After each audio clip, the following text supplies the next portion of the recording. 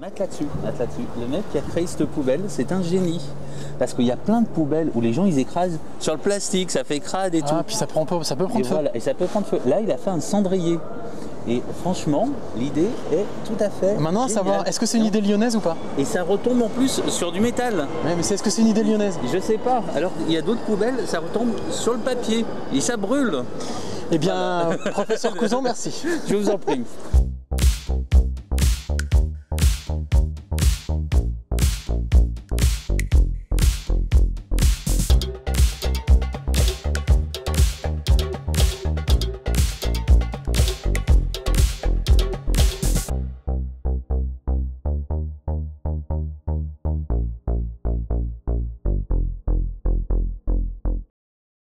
Bonsoir.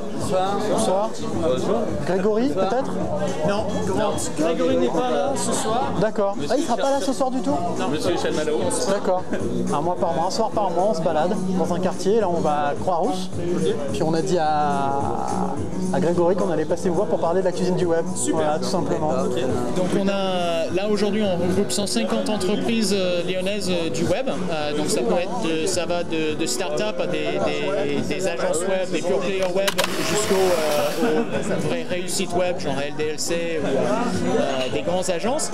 Et voilà, on organise des événements autour de l'entrepreneuriat et le web pour ces gens-là. Donc ça regroupe à peu près 3000 salariés dans la filière sur Lyon. Donc c'est quelque chose qui vit du fait de la bonne volonté des gens qui veulent faire partie de l'organisation. Voilà. L'objectif c'est vraiment de faire vivre un écosystème parce qu'on croit que quand on est tous engagés à montrer ce qu'on fait, à discuter entre nous, tout le monde gagne.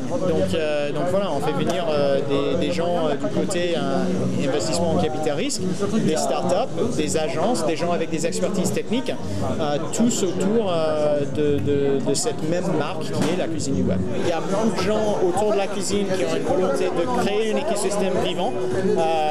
Voilà, est-ce que ça fait de notre organisation, de notre ville, une capitale européenne du web? Je sais pas. C'est vachement drôle parce que tu dis de notre ville, mais t'es pas un gars du coin, toi, vu l'accent que tu as. Ah, je suis américain, effectivement. Mais je suis lyonnais d'adoption. Ça fait 5 ans que je suis là. Déjà, il est américain, donc il a une autre vision par rapport à l'entrepreneuriat, à la France, à l'économie. Et en plus, il vient pas du web, mais il est intéressé par ça et ça le passionne. Et donc, du coup, il a un autre regard. Et je pense que c'est une vraie force par rapport à d'autres gens qui nous, on a le nez dans le web du soir au matin.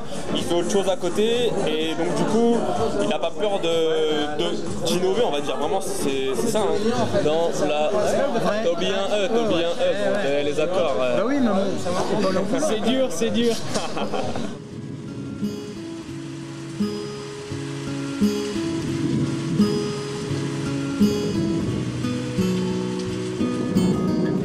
En fait, je savais pas du tout, mais la Croix-Rousse est à cheval sur 2 quartiers, le premier et le 4e, les Pentes et le Plateau.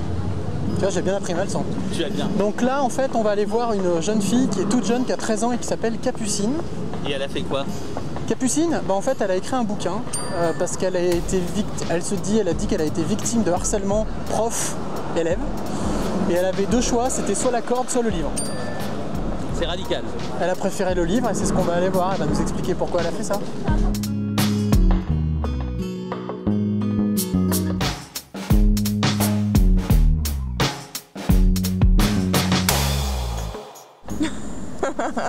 Bon, nous on se connaît, on s'est déjà vu. Oui. C'est quoi ce livre? Ce livre, Ouais. ça parle... Donc celui, c'est une partie de ma vie très importante qui raconte l'harcèlement que j'ai subi. Mais quel âge tu as? J'ai 13 ans. Et t'as écrit un livre à 13 ans? Ouais. Pardon, même pas à 12 ans. 12 ans, ouais. C'était Comment ça vient? Ça tombe pas comme ça? Bah oui, au départ, c'était pas du tout pour écrire un livre. Hein. C'était vraiment... comme les jeunes ados, on écrit un journal, tac tac, on raconte nos journées. Et moi, je me suis dit, ouais, mais je vais tout regrouper d'un coup. 12 ans, donc t'es au collège? Ouais. Et qu'est-ce qui se passe dans ce collège? Ce qui se passe, c'est que j'ai un professeur d'anglais avec qui je m'entends pas du tout sur le départ. Et je me rends compte que c'est pas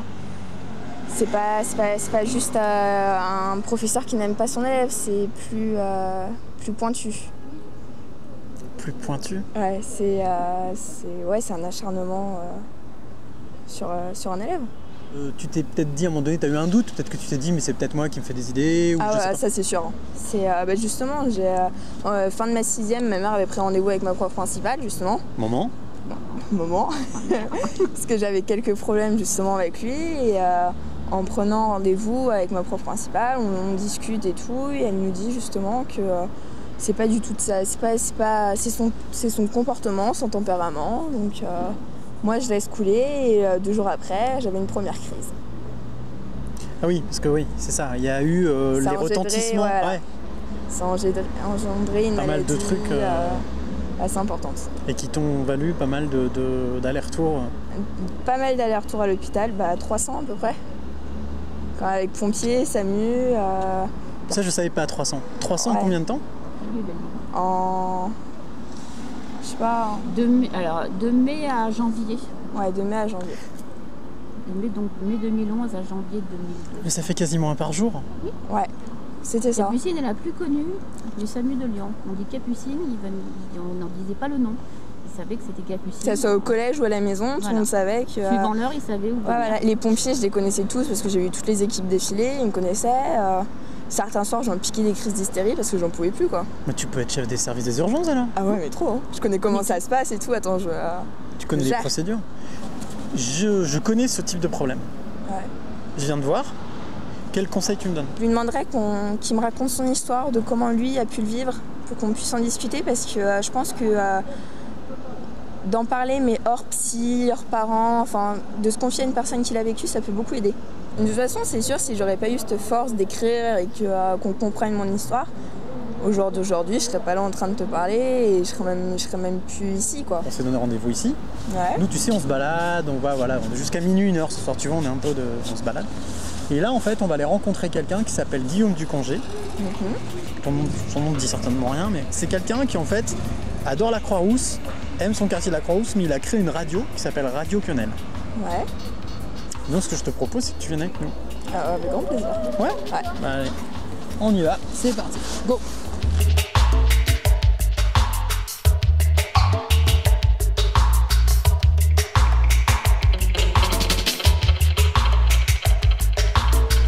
Entre autres, ça y est, on est arrivé. On va aller voir ça.